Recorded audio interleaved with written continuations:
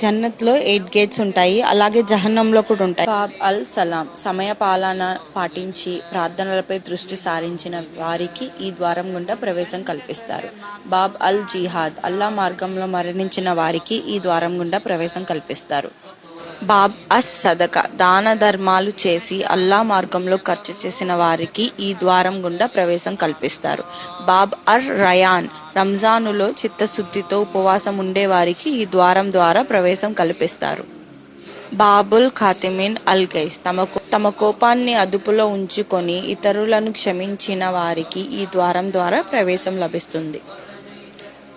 Bob అల్ హజ్ హజ్ యాత్రను వీక్షించిన వారికి ఈ గేటు ద్వారా ప్రవేశం కల్పిస్తారు.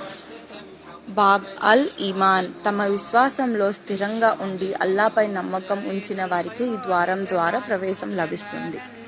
బాబ్ అల్ దిక్ర్ అల్లా స్మరణతో నాలుకను ఆర్ద్రంగా ఉంచుకున్న వారికి ఈ ద్వారం ద్వారా ప్రవేశం లభిస్తుంది.